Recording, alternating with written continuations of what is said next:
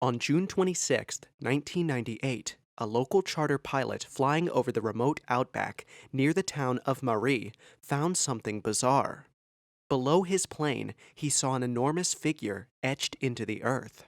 This mysterious figure was called the Desert Giant, also known as the Marree Man, a massive geoglyph spanning 2.7 kilometers in height and covering an area of about 2.5 square kilometers. The figure depicted an Indigenous Australian hunter in the act of throwing a woomera, an ancient hunting weapon. Visible only from the air, the Marree Man appeared as if it had been crafted by a modern-day giant with tools of exceptional precision. When the locals around the area were asked, they knew nothing of how this figure had come to be.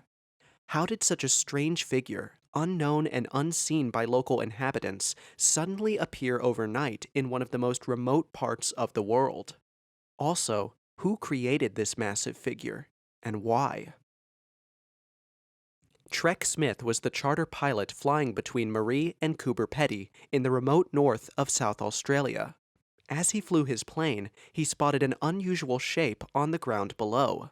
Curious, he flew in for a closer look and was amazed to see a massive figure etched into the earth, like a grand work of art or a bold declaration. Soon, the discovery of this giant figure became mainstream. Every radio station and news channel was talking about the desert giant found in South Australia. Residents at Marree, near Lake Eyre, were left wondering who could be behind the creation of the huge outline. Local resident Ray Goss said he wasn't sure how the outline was created, but suspects someone used a grater and satellite technology. I mean, how else would you create that? Ross explained that the figure could be seen at 30,000 feet and even 100,000. He further described the figure as an Aboriginal person with something in his hand, something called a woomera. During the Upper Paleolithic period, some 40 to 60,000 years ago, the woomera was used by the first Australian people for hunting and ceremonial purposes. The tool and art could be deciphered, but that didn't provide answers as to why the giant figure was lying in the middle of a desert with tumbling seaweed and no explanation. Perhaps this figure in the earth was a clue to some sinister omen that was awaiting us? Perhaps it was a publicity stunt or a statement made by an unknown artist. Regardless, the lack of concrete information bolstered the mystery. It wouldn't take long for aerial photographs of the Marree Man to start spreading. However, there was something odd about the location of this geoglyph. Well, for one, the site is largely inaccessible. The figure is located on a plateau in Finnis Springs, roughly 60 kilometers west of Marree, far from any major settlements or buildings. The second thing is the sheer scale of the work. The precision required to create a piece of this magnitude must have required deep pockets and high-grade technology. But somehow, these all went unnoticed by local authorities in the area. Granted, the site is quite a distance from nearby infrastructure. Something this massive couldn't just have come out of nowhere. These are the official pictures released by NASA. On the 27th of May, 1998, you can see there's nothing visible of the plains of the desert. But fast forward 2 weeks, precisely to the 12th of June. Now we can see a clear trace of the desert giant. Then, reports of anonymous faxes began to spread around the country. These faxes were sent to media outlets, journalists, researchers, and businesses containing cryptic messages about the geoglyph and its location. Once the faxes were opened, people believed the language and measurements used suggested an American origin, leading some to speculate that the creators of the piece were not local to the area. Perhaps they were foreigners with a keen interest in Australian culture. One of such facts read, "In the Finnis Springs area near Marree, a giant man has appeared. He stands in profile with a throwing stick raised above his head. His dimensions are enormous, and his purpose is unknown." Another fax mentioned words like your state of South Australia, Queensland Barrier Reef, and Aborigines. Native Australians wouldn't use words like these. If you watch Aussie Man on YouTube, you will understand that Australians basically have their own slang and language. One of the final messages also mentioned the Great Serpent in Ohio, a prehistoric artwork built by the Hopewell culture around 300 BCE. This isn't well known outside of the US, which made some believe these faxes were trying to fool them into thinking the work was done by Americans. On July 16, 1998, it was reported that a small glass jar had been found in a freshly dug site of the giant desert. There were two contents in this jar: a peculiar photo that showed the satellite image of the Marree Man, and a note. The note depicted a U.S. flag and references to Stewart's giant and the Branch Davidians. Now, the references to Stewart's giant are tame at best. John McDowell Stuart was a Scottish explorer and one of the most accomplished of his time. On July 24, 1862, John Stuart succeeded in crossing the Australian continent from south to north and reached the Indian Ocean at Chambers Bay. His route became the basis for the overland telegraph line, which connected Australia to the rest of the world in 1872. However, the Branch Davidians reference garnered some concerned looks, to say the least. You see, the Davidians were a religious sect that originated from a division within the Seventh-day Adventist Church. On the 28th of February, 1993, the Bureau of Alcohol, Tobacco, and Firearms, also known as the ATF, attempted to raid the compound on allegations of illegal weapons possession and child abuse. As you can imagine, the group didn't take lightly to such allegations. Within minutes of the attempted raid, a shootout broke out. Locals reported sounds of rapid gunfire in the area. Bullets were flying to and fro the compound, and bodies were dropping left and right. After the shootout, 4 ATF agents and 6 Branch Davidians were pronounced dead. This event led to a 51-day heated standoff between the federal authorities and the Branch Davidians.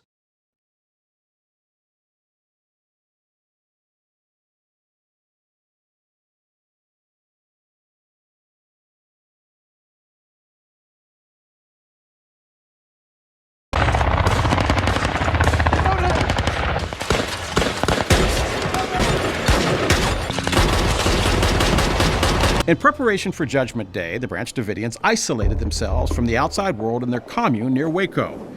Confined to a 77-acre compound called the Mount Carmel Center, they established their own way of life. Tell me about what's going on out front.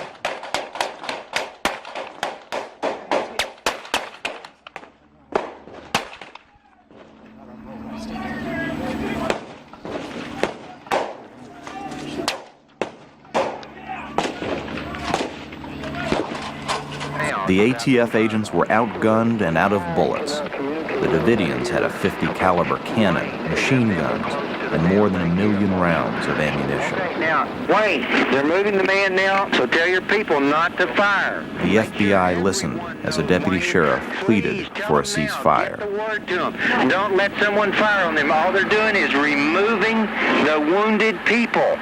Please emphasize that. Get to everybody. Don't let someone start firing. Hey, Lynch. Yeah. Between you and me. Yeah. Both the guys on the roof are dead. Both of them? Yeah. Alrighty. Okay. Yeah. Wayne, stay with them. Don't let them fire. We're complying with what you've asked. Don't let some person fire and get this started again. We've made too much progress to back up now, okay? Work with me, Wayne. On Monday, April 19th, at about 5:59 a.m., the FBI launched an assault on the compound using tear gas and a fusillade of bullets. Soon, there was a fire, and moments later, the fire engulfed the building. The assault led to the deaths of 76 Branch Davidians, including the leader at the time, David Koresh, and many children. So it's no surprise that the group's name caused a lot of concern to those who found the note in the bottle. But fast forward a couple of weeks, and we would be presented with our biggest clue as to who this mysterious artist was. In January 1999, a fax sent to officials and journalists alike described a dedication plaque buried 16 feet south of the nose of the figure. The plaque bore an American flag 1.2 inches long and 0.79 inches wide, with an imprint of the Olympic rings. The flag read, "In honor of the land they once knew, his attainments in these pursuits are extraordinary, a constant source of wonder and admiration." Public opinion on the matter of this discovery was divided as usual. On one hand, people thought it was a desperate call for attention and should be removed immediately, with the creator getting punished, while others wanted the figure to be made permanent by excavating the outline all the way to the white chalk layer. Interestingly, the Arabana and Dieri Mitha people, who had been in a dispute for several years, agreed on one thing: the artwork had to go. They claimed the giant man was covering points of interest and should be prosecuted. Well, to prosecute someone, you need to find them first, and this person or persons could not be found. Yet, various theories about our artists began to float around. Some speculated that it was a modern tribute to the ancient tradition of Indigenous Australian rock art. Some think it was nothing but a poorly timed trick designed to attract tourism to the remote outback. Among these theories was the suggestion that the geoglyph was the work of local artists around the area. One theory speculates that these local artists were possibly working under the guise of nightfall to create the figure without drawing attention. Now, this theory is bolstered by the fact that Australia has a lot of large-scale land art, so technically it could be true. However, the desert giant was something that exceeded anything previously attempted. Oddly, when investigators and forensics visited the site, they said there was no definitive evidence of the tools or machines that might have been used. The absence of tracks, heavy-duty equipment, or any signs of human activity around the geoglyph was strange. If a bunch of guys truly made this, they were very thorough and very careful. Perhaps it was the military, another theory suggested. Located approximately 75 miles northwest of Finnis Springs in South Australia is the Woomera Prohibited Area, aka the WPA. This is a restricted military testing range that has been used by both Australian and American forces. This area was used for testing various weapons and military equipment. According to multiple sources, not too long before the mysterious artwork was revealed, some American soldiers were stationed there. Some believe it's very likely that the Marree Man might have been a parting gift or an elaborate prank by the soldiers. This would also tie in with the fact that those faxes earlier had American spellings. They even had American measurements. But even this theory falls short, and in a moment I'll explain why. But of all the theories presented till now, this one might be the most credible: Bardius Goldberg. The majority of the public believed this artist was the backbone behind the creation of the desert giant. Why do people think so? Well, rumor has it that Bardius Goldberg was a surrealist artist, but also got involved in various mediums. He was known for his grandiose and unconventional projects.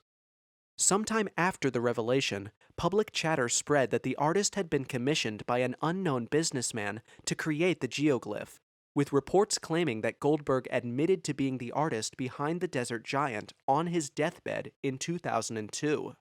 It was also quite known that Goldberg was interested in creating artwork visible from space, which is why many believed this theory. Initially, when Goldberg was questioned on the matter, he refused to confirm or deny that he had created the image. On the 23rd of August in 2002, an article was published titled "Marree Man, Still a Mystery." According to the article, the author believed Goldberg to be the artist responsible. However, Goldberg had taken his secrets with him to the grave. Bardius, who died last month at the age of 61, is suspected of having been responsible for the Marree Man, a giant Earth profile sculpture that can be seen from outer space. According to one Mr. Harris, he believed that Bardius had a good understanding of global satellite technology, he had access to Earth-moving equipment, and there were suspicions he was involved from the start, but no one could prove anything. Furthermore, he claimed that the drawing of the Aboriginal man had been plowed into the earth and discovered in early July, and not in June, as was stated by the pilot. From the air, the giant hunter, 28 kilometers in circumference, can be seen wielding a throwing stick and boasting a 400-meter erect penis. Ahem. Experts who surveyed the profile sculpture concluded the mysterious drawing was forged with an earth-moving machine, and whoever was responsible had extensive GPS knowledge. Mr. Harris later said, "A bloke gave Bardius $10,000 around the time the Marree Man was discovered, and was under instructions not to discuss why he was paid. But if anyone was mad enough, talented enough, and cheeky enough to do it, it was Bardius Goldberg." Moreover, Bardius was one man. Even if he was that skilled, some still believe he couldn't have taken on such a task, and even if he had had help, it still wouldn't suffice. Some believed the work was not man-made, and just maybe, it was supernatural. Like many unexplained phenomena, the desert giant attracts its share of more fantasy-based theories. Since there was no proof of humans on the site, hundreds of people concluded that the geoglyph was the work of extraterrestrials. They believed that whoever produced this work, whatever they weren't flesh and bone. It was too detail-oriented, too specific, and very meticulous. How else could we see a figure all the way from space? By December 1998, expert archaeologists found that the outline of the Marree Man was the reverse match of Artemisian Zeus bronze, raised from the bottom of the Adriatic Sea.